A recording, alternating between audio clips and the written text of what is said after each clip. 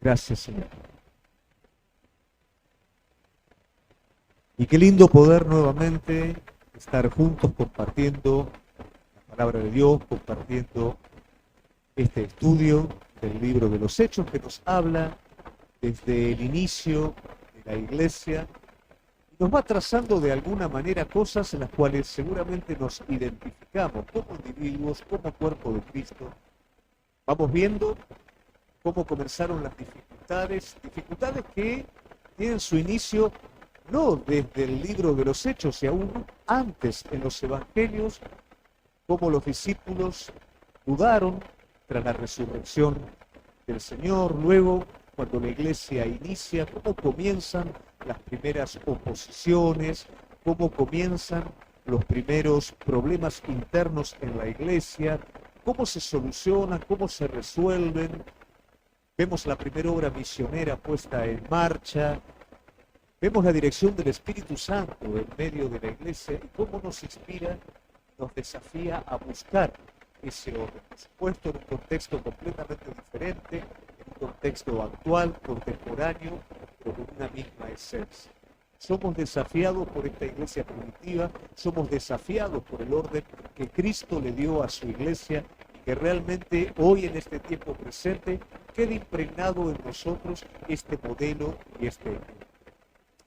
En el capítulo 15 vamos a estar hablando acerca de otro conflicto en la iglesia, y este conflicto es bastante característico porque da lugar a una solución que es bastante significativa. Esta solución, que es un conflicto doctrinal, se da a través de el primer, se me fue la palabra, no es el simposio, el primer concilio, ¿no? Que es el concilio de Jerusalén.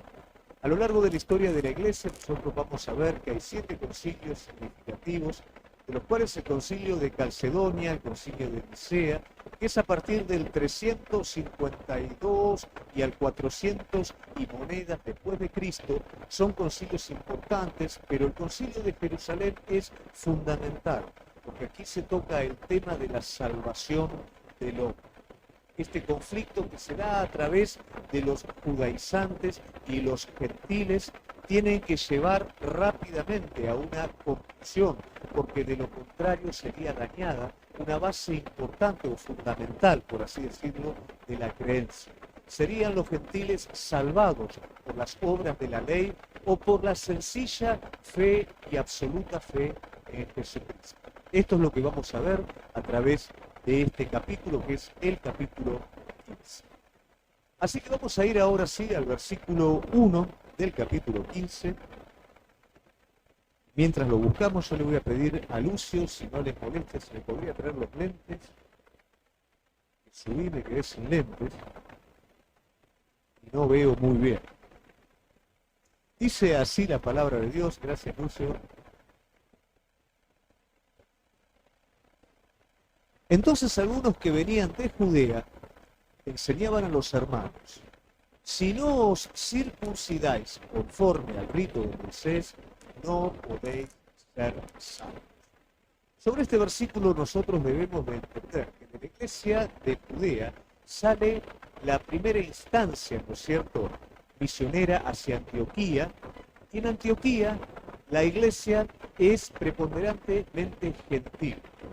A esta iglesia viaja Bernabé para poder acentuar los cimientos doctrinales de la iglesia. Luego Bernabé solicita el apoyo, la ayuda de Pablo para poder consolidar los cimientos, pero acá surge una dificultad.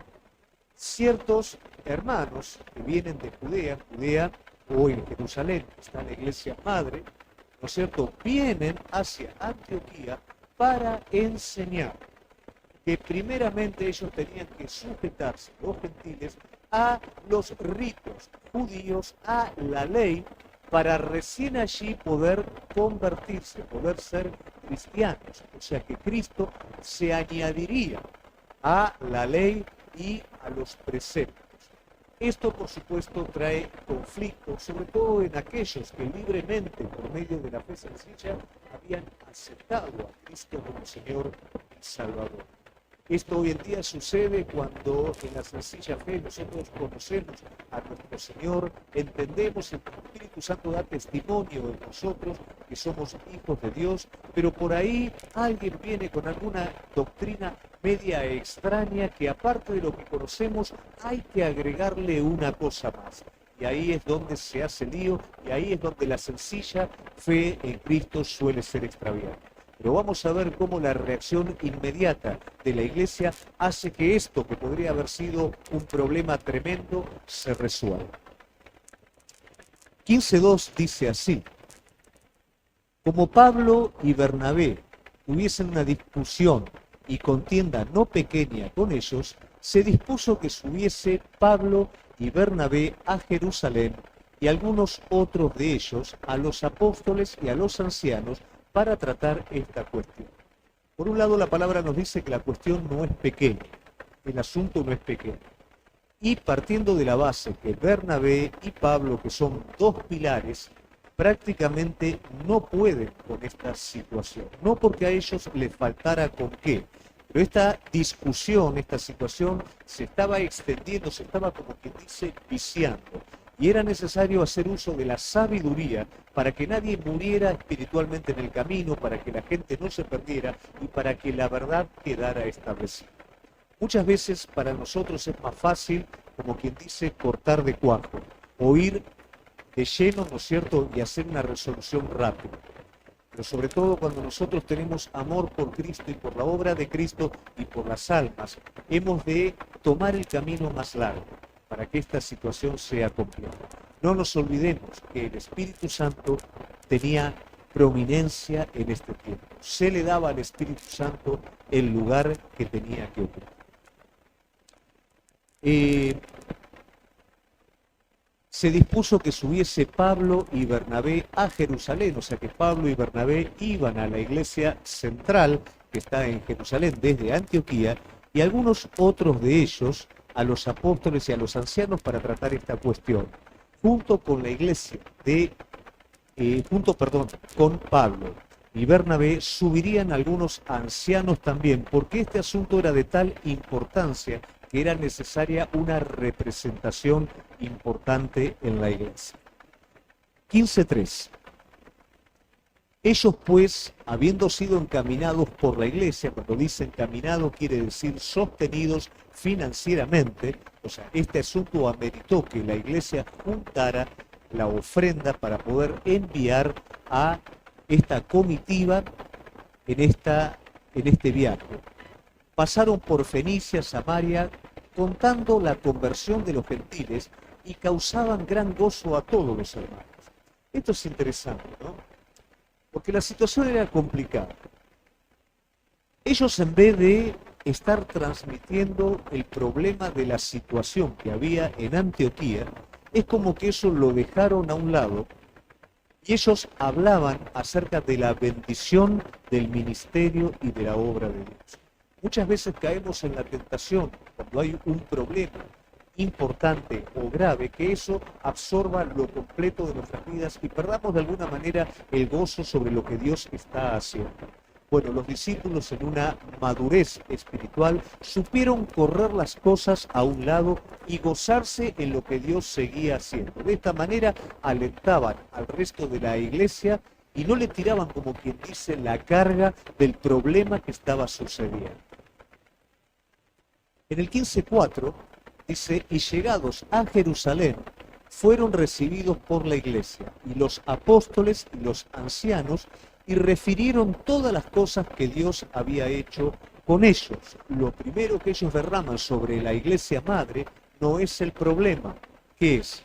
El éxito divino, la bendición de Dios. En ese viaje de vuelta, ellos no es que iban, ¿no es cierto?, el problema, che, y ahora hay que decirle esto, hay que hablar de esta manera con Pedro. No. Ellos, pese a la dificultad que era grave, vivían en el gozo de lo que Cristo seguía haciendo a través del Espíritu Santo, y esto fue lo primero que ellos compartieron. Qué diferente que es cuando yo voy hacia alguien con un problema, a cuando voy hacia esa persona contando primeramente la bendición de Dios para luego sí contar cuál es la situación que tengo que resolver. Bueno, esto es lo que hicieron los discípulos. Debemos, y sobre todo en estos tiempos presentes, cuidarnos como iglesia y alentarnos. Lógicamente no se están viviendo tiempos buenos, pero en estos tiempos de dificultad, Cristo está obrando en tu vida. Hay noticias por todos lados, hay comentarios por todos lados. Antes de agarrarte de eso, agárrate primero de lo que el Señor está haciendo en tu vida, que eso sea tu sostén, que ese sea tu mensaje, y luego sí sé consciente de la realidad que estamos viviendo. 15:5 dice, pero algunos de la secta de los fariseos que habían creído, se levantaron diciendo, es necesario circuncidarlos y mandarles que guarden la ley de Moisés. Acá está el núcleo del problema.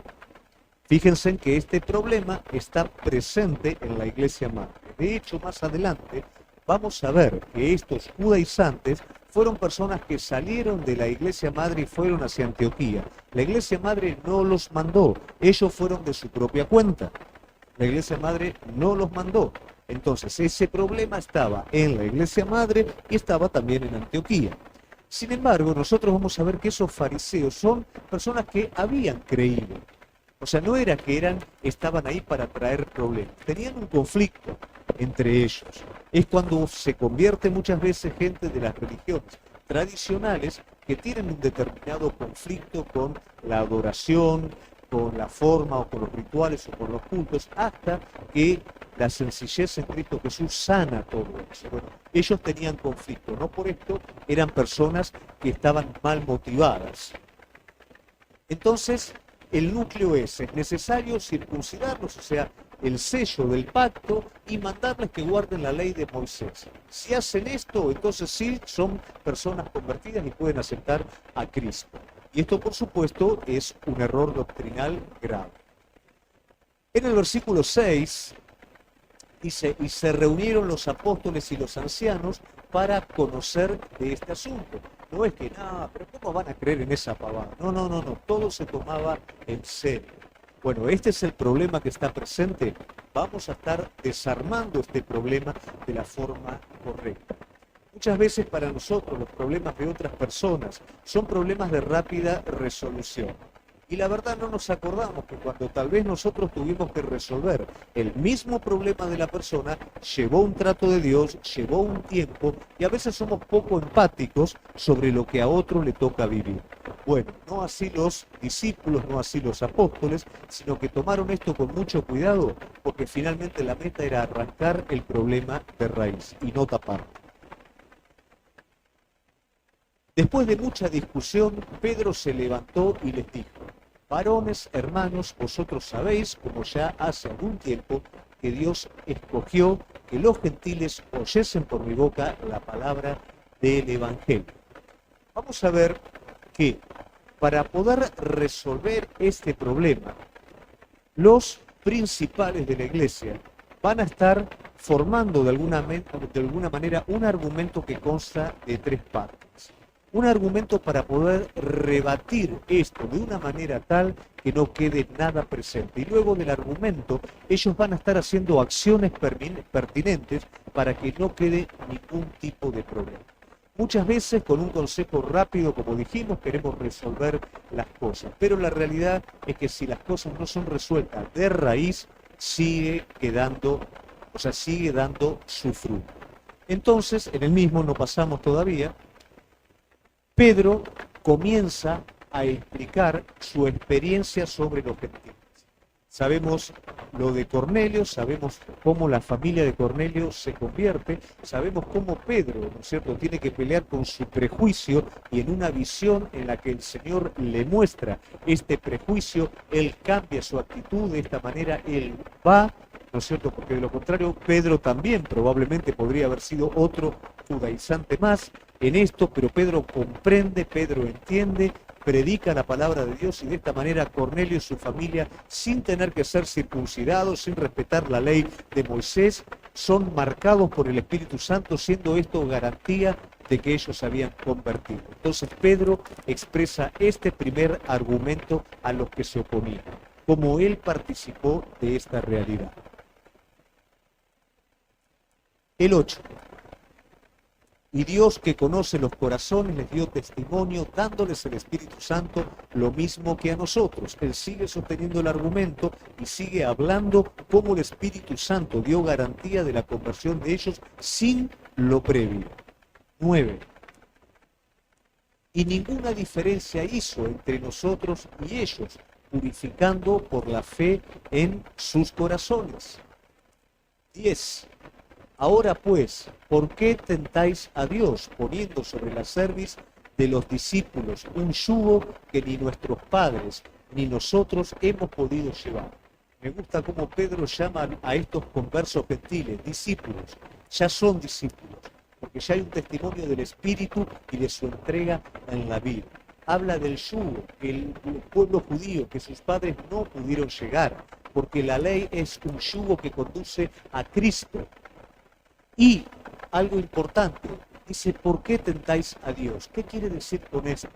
Volver nuevamente a la obra imperfecta, volver nuevamente a lo anterior, cuando la obra completa se produjo a través de Jesucristo, es de alguna manera una ofensa completa a Dios. La evolución del antiguo al nuevo pacto ya fue dada, la obra fue completa, ahora decir que necesito de lo viejo y de lo nuevo es de alguna manera tentar a Dios. En el 15:11 dice, antes creemos que por la gracia del Señor Jesús seremos salvos, de igual modo que ellos. 12. Entonces toda la multitud cayó y oyeron a Bernabé y a Pablo. Acá entra el segundo, o la segunda refutación, o el segundo argumento sobre lo que los judaizantes estaban proponiendo. Pero también, fíjate el detalle, entonces la multitud cayó y oyeron. ¿Qué quiere decir? Ya comenzó el proceso en que la verdad comenzaba a vislumbrarse. Pero ahora, en el segundo aspecto, hay dos personas que van a exponer también, que son Bernabé y Pablo. Primero lo hace Pedro, ahora lo hace Bernabé y Pablo. ¿Y qué hacen ellos? Contaban las grandes señales y maravillas que había hecho Dios por medio de ellos entre los gentiles. Segundo argumento. El primero es el testimonio apostólico de aquel que caminó al lado de Jesús. Eso es irrefutable. Segundo argumento. Las dos personas representativas de la Iglesia Central que fueron hacia Antioquía cuentan las señales y maravillas que Dios hacía entre los gentiles. Entonces vemos, la palabra está apoyada por señales y maravillas.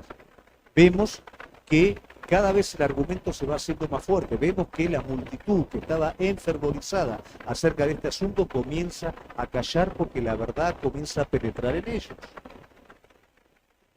13. Y cuando ellos callaron, Jacobo respondió diciendo, varones, hermanos, oídme. Y acá el tercer argumento.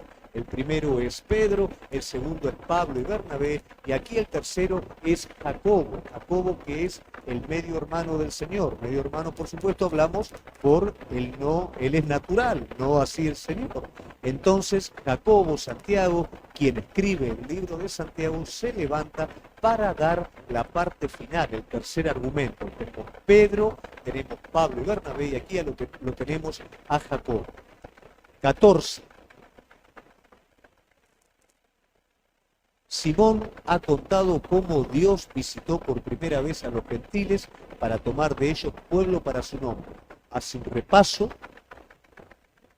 15, y con esto concuerdan las palabras de los profetas, como está escrito. Acá, ¿qué es lo que va a hacer Santiago, Jacobo? Va a citar la palabra para acreditar. Es muy bueno. La palabra de Pedro como apóstol es segura. Las señales llevadas a cabo por Bernabé y por Pablo son testimonios, son seguras. Pero finalmente, ¿qué dice la palabra de Dios al respecto? Y esto es lo que Jacobo va a hacer. Después de esto volveré y reedificaré el tabernáculo de David que está caído y repararé sus ruinas y lo volveré a levantar. Esto está en Amós, capítulo 10, si no me equivoco. Capítulo 9, versículo 10 en adelante. El tabernáculo caído es el pueblo de Dios que había negado al Mesías. La restauración de eso viene ahora también con la unificación con el pueblo gentil, haciendo de dos pueblos un solo pueblo. ¿Cuál es el prejuicio que ellos tienen? Nosotros somos el pueblo escogido. El pueblo gentil tenía la traducción de etnos. El pueblo judío, la traducción era laos. Tratar de conciliar el etnos con el laos era prácticamente inconcebible para el judío, no así para Dios. Esos prejuicios debían de caer para dar lugar a un nuevo pueblo que sería la iglesia de Jesucristo, compuesta por judíos, compuesta por gentiles y por toda raza, pueblo y nación de la tierra. 18. Dice, yo juzgo que no se inquiete a los gentiles, dice el Señor, que hace conocer todo. No. ¿Qué pasó? A ver, vamos al anterior.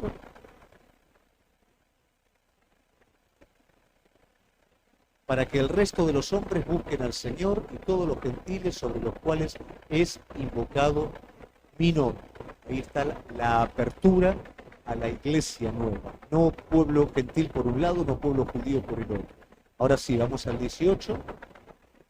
Dice el Señor que hace conocer todo esto desde tiempos antiguos. 19. Por lo cual yo juzgo que no se inquiete a los gentiles que se convierten a Dios. 20. Sino que se les escriba, antes de seguir leyendo, aquí hay un paréntesis, ¿no? No los molesten más.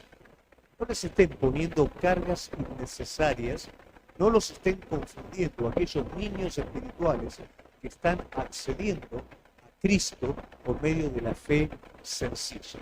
Esto suele pasar muchas veces en la iglesia, ¿no?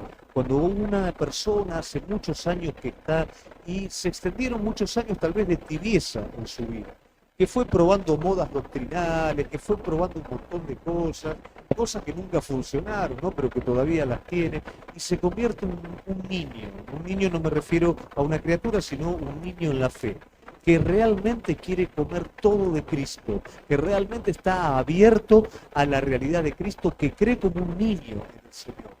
Y a veces esa persona viene a traer ese bagaje de cosas que no funcionaron nunca y de alguna manera perturban a esta persona nueva. Bueno, acá está diciendo, no perturben más, o sea, no inquieten a los gentiles, dejen este proceso nuevo. Ahora bien, los gentiles tenían costumbres que no estaban bien, y acá es donde se forma una dificultad. Los problemas culturales que tenían los gentiles entraban en conflicto también con la cultura de los judíos. Entonces, ¿cómo se resuelve este problema? Bueno, sino que se les escriba que se aparten de las contaminaciones de los ídolos, de fornicación, de ahogado y de sangre. Y uno, porque Moisés desde tiempos antiguos tiene en cada ciudad quien les predique en las sinagogas, donde es leído cada día de reposo, 22. Entonces pareció bien a los apóstoles y a los ancianos con toda la iglesia elegir, esto lo dejamos entre paréntesis, entonces, ¿cuál es la consigna? ¿No es cierto? Que se alejen de fornicación, que se alejen de sangre, que se alejen de todo aquello que de alguna manera era pecado literalmente, pero que también entraba en conflicto, no solo por ser pecado, sino por costumbre también en el pueblo judío. Para el gentil, tomar carne, ¿no es cierto?, del mercado que había sido sacrificada a los ídolos, no tenía mala conciencia, sí para el judío. Entonces aquí la iglesia, ¿qué es lo que propone a través de este concilio y a través de estos mandatos? Una convivencia de amor, que la ley del amor prime sobre los prejuicios y sobre las costumbres. Entonces el judío, bueno, basta, ¿no es cierto?, con querer llevar al gentil a la ley. El gentil, cuidado con aquellas cosas que practicaste antes. Las del pecado son pecado para los dos, pero aquellas costumbres que practicaste antes que pueden lastimar la conciencia del judío. Como van a ser un nuevo pueblo, como va a ser una nueva iglesia que prime la ley del amor. Más vale abstenete de aquellas cosas que pueden ser de tropiezo al hermano. Esa era la esencia del mensaje que se estaba expresando. Entonces pareció bien a los apóstoles y a los ancianos con toda la iglesia elegir de entre ellos varones y enviarlos a Antioquía con Pablo y Bernabé, a Judas, que tenía por sobrenombre Barsabás, y a Silas, varones principales de entre los hermanos. Vos fíjate que sigue el proceso, no paró todo en una discusión que digan ustedes están diciendo cualquier cosa, se terminó, acá la verdad es esta. No termina ahí la discusión, se hace todo un proceso en el cual hay un testimonio apostólico, en el cual los discípulos también están dando un testimonio, en el cual también se están citando las escrituras, se están dando mandamientos para asegurar la convivencia correcta. No fue algo que se tomó a la ligera. Fue algo que el Espíritu Santo guió a la iglesia para poderle dar una solución a este problema, porque este sería un problema grave. ¿Sería justificado el gentil por la fe o sería justificado por las obras de la ley? Entonces, a todo esto, ¿qué se le agrega? Pareció bien a los apóstoles y a los ancianos de toda la iglesia elegir entre ellos hombres. Eligieron hombres prominentes que acompañaran a Pablo y Bernabé a la iglesia para poder de alguna manera certificar la carta apostólica que estarían enviando. Ya no era solamente el problema Pablo, Bernabé, también gente prominente y también una carta, un documento que acreditaba lo que se había decidido. ¿Cuál era la función de todo esto? Que no quedara ninguna raíz, ningún vestigio. Todo esto era necesario para lograr un resultado completo. 23. Y escribir por conducto de ellos, los apóstoles, a los ancianos, a los hermanos de entre los gentiles que están en Antioquía, en Siria, en Cilicia. Ahí tenemos el documento expedido. 24.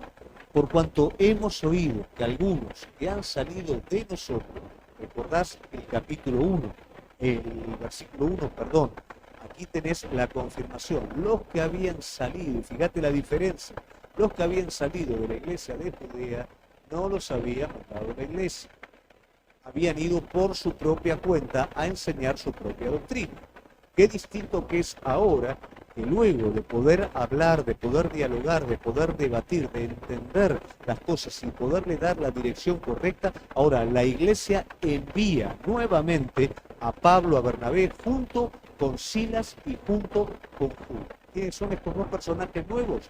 Judas es un profeta igual que Silas. Silas va a quedar luego en Antioquía y él va a acompañar a va a acompañar a Pablo en el segundo viaje misionero. Pero sí Silas va a estar ayudando a Pedro en la primera epístola. Silas de alguna manera va a ser el amanuense de Pedro en su primera epístola.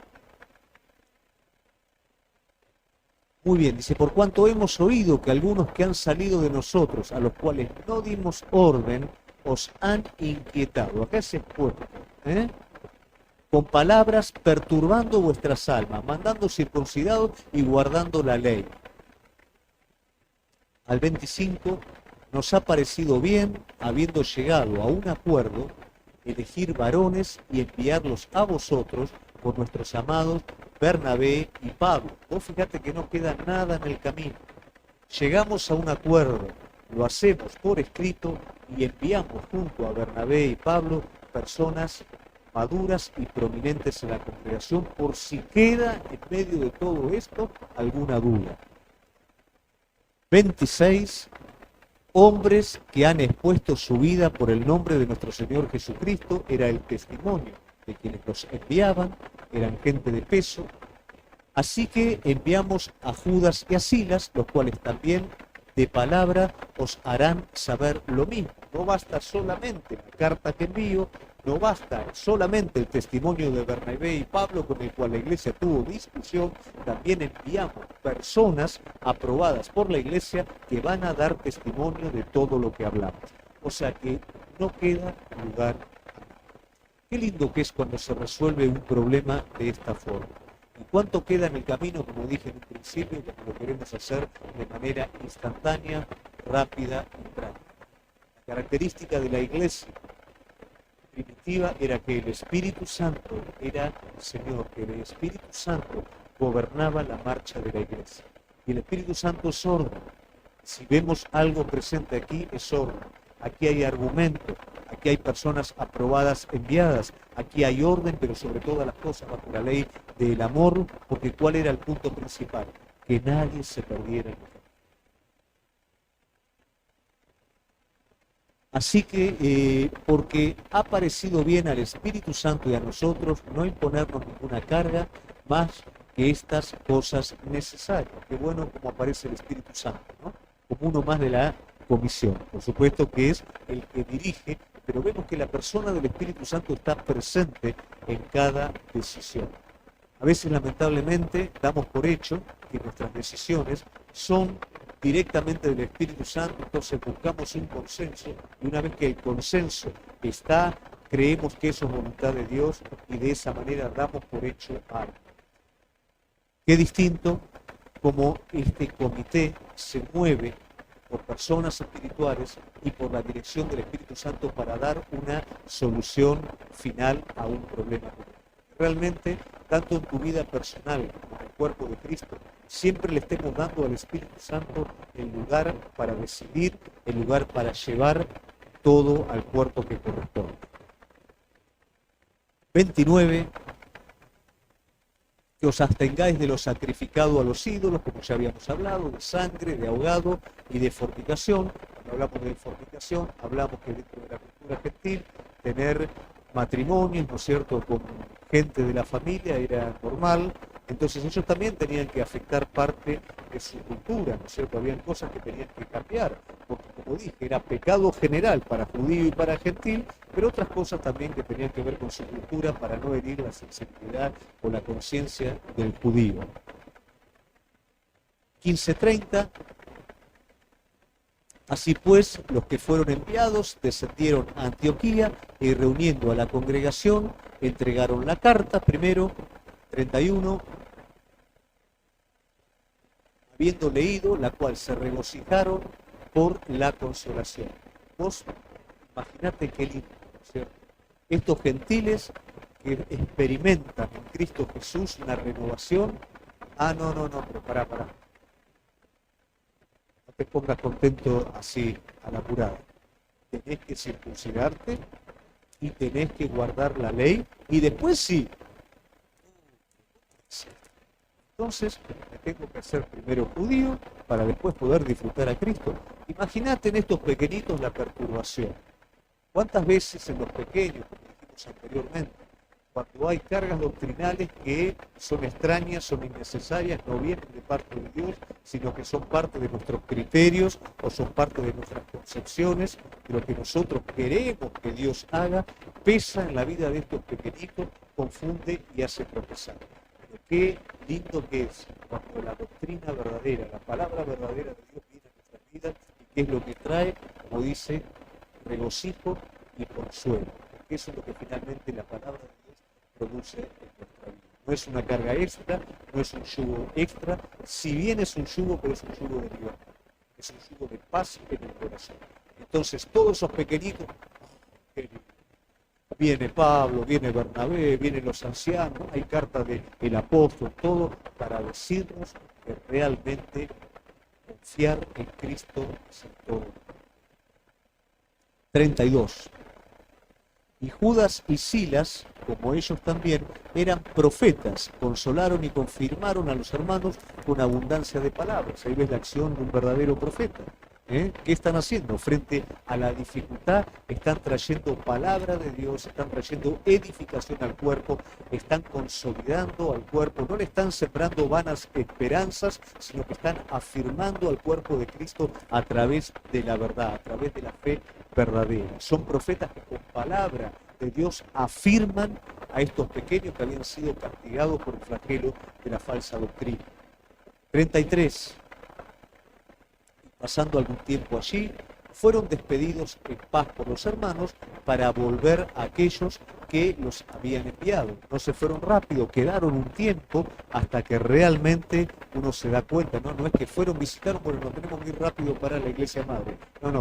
Está todo bien, se entendió todo, a uno lo veían ahí con cara medio de extraviado, vos entendiste bien todo, se sentaba y hasta que entendía, ¿no? ¿Todos está claro? ¿Quedó bien entendido? ¿Está todo bien? Sí, está todo bien. Bueno, ahora sí, vamos para Cuba. 34. Mas a Silas le pareció bien quedarse allí. No vuelve a la iglesia madre, Silas, entiende que hay necesidad y entiende que en estos momentos el Espíritu Santo le va a decir quedarte. Y esto es muy importante, ¿por qué? Porque más adelante Silas va a estar acompañando a Pablo en el segundo viaje misionero. O sea, es importante que él se pueda quedar allí. Judas vuelve nuevamente a la iglesia madre. Y Pablo y Bernabé continuaron en Antioquía enseñando la palabra del Señor y anunciando el Evangelio con otros muchos misioneros. Siguen su labor de discipulado y evangelístico. Siempre. Esto fue una dificultad, pero fíjense, viajamos nuevamente a la iglesia madre, en el camino confirmamos a la iglesia, seguimos evangelizando, hay un problema, seguimos discipulando, seguimos evangelizando. La obra de Dios no se detiene. A veces nosotros paramos todo hasta que se resuelve nuestro problema. La realidad es que nuestro problema se va resolviendo en el camino. Las cosas que tenemos que estar clarificando en nuestras vidas se van resolviendo en el camino porque esa es la labor del Espíritu Santo. Yo siempre hago esta ilustración. Hacé de cuenta que vos estudiás medicina, ¿cierto? Y hay una persona herida en la calle y vos todavía ni siquiera diste el examen de ingreso. ¿Vas a ayudar a la persona que está herida en la calle? Por supuesto que sí. No tenés un montón de conocimientos, pero por un asunto de vocación la vas a estar ayudando. Hiciste el tercer año de medicina, te encontrás nuevamente con una persona accidentada. ¿Qué vas a esperar? ¿Recibirte para ayudarla o la vas a ayudar ahí con lo que tenés y con lo que podés? Y siempre es así. No esperamos estar completos, ¿no es cierto?, tener todo lo que tenemos que tener para ayudar, sino ya desde lo que recibimos es más que suficiente para el alma perdida, para el alma que no tiene a Cristo en su corazón. No esperes que tus problemas estén resueltos, no esperes ser un erudito de la palabra de Dios. Ya con lo que tenés podés llevar la salvación de Cristo a aquel que se está perdiendo. 36. Después de algunos días, Pablo dijo a Bernabé: volvamos a visitar a los hermanos en todas las ciudades en que hemos anunciado la palabra del Señor para ver cómo está. Esto es fabuloso. No es cierto, armé y me olvidé. No, vamos de nuevo, vamos a ver cómo está, vamos a ver si está todo bien. Me encanta el orden. Y a ver, no era lo mismo que ahora. Ahora yo me tomo un avión, ¿no es cierto? Me subo arriba de un coche, voy y se terminó. Ahí era tomar el barco de esa época no sabías si volvías, ¿no es cierto? Bueno, pero tenemos que pasar de vuelta, estamos hermanos. Vamos a consolidar, así nos aseguramos realmente que la iglesia crezca fuerte. Qué importante es hoy, como obreros, como líderes, como pastores, asegurarnos no solamente de la cantidad, sino asegurarnos del crecimiento sano de los discípulos del cuerpo de Cristo, sabiendo que eso es una garantía en el futuro. 37.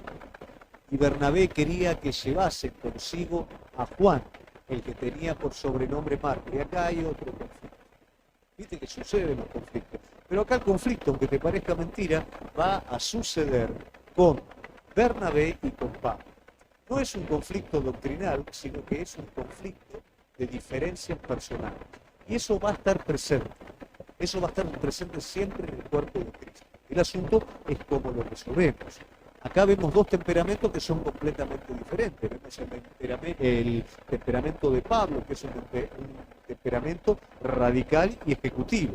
Y vemos el temperamento de Bernabé, que es una persona más de gracia, más de consuelo, más de protección.